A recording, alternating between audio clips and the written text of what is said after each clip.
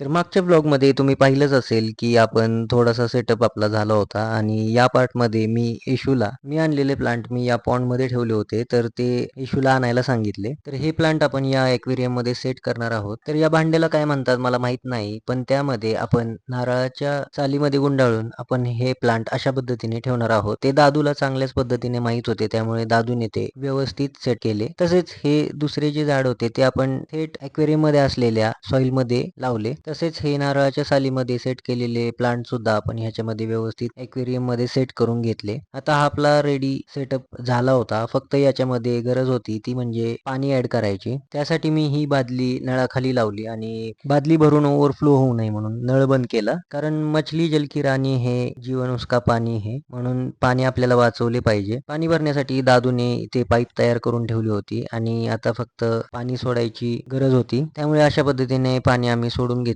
Aquarium फुल भरल्यानंतर आणि आपली लाईटची सेटिंग जी केलेली आहे आपण ती चालू केल्यानंतर आपला ॲक्वेरियम खूप सुंदर दिसणार आहे. त्यामध्ये आपल्याला तो ज्वेल फिश ऍड करायचा आहे. त्याचबरोबर आपल्याला ज्वेल फिशचे आणखी 2 पेअर पाहिजे आहेत. तर ते मला कुठे भेटत नाहीये. तुमच्याकडे जर भेटले तर मला कमेंट करून नक्की सांगा. आणि जर कोणी ॲक्वेरियम शॉपवाले तुमच्या ओळखीचे असतील ज्यांच्याकडे ज्वेल फिश आहे त्यांना ही रील नक्की शेअर करा. मी त्यांच्याकडून काय मार्केट प्राइस असेल त्याप्रमाणे परचेस करायला तयार आहे. मला 2 पेअर हवे आहेत. तर आपला सेटअप काही असा दिसत होता आणि यामध्ये मी एक सेटिंग केली होती. तर या पद्धतीने तुम्ही पाहू शकता एकच लाईट मी तिथे असलेल्या स्टोनवर पडेल अशी सेट केली होती. आता फक्त हा सेटअप त्यांच्या मालकांना दाखवायचा होता. तर ते मालक बाहेर बादलीत होते. त्यांना आता घेऊन जायची वेळ आली होती. मग या बादली सहितच मालकांना उचलून मी आतमध्ये घेऊन आलो. आता त्यांना त्यांच्या घरात सोडायची वेळ आली होती. पण मालक नवीन गृहप्रवेशासाठी लाजत होते. तरी सुद्धा मी त्यांना लाडाने जवळ केलं आणि आपल्या ॲक्वेरियम मध्ये सोडून दिले. तर या नवीन मालकांना तर घर आवडलेलेच आहे. तर तुम्हाला जरी ॲक्वेरियमचा सेटअप आवडलेला असेल तर कमेंट मध्ये सांगायला विसरू नका. आणि तुम्हाला जर माझ्या नावापुढे फॉलोचं ऑप्शन दिसत असेल तर फॉलो करायला सुद्धा विसरू नका. कारण मी तुमच्यासाठी घेऊन येणार आहे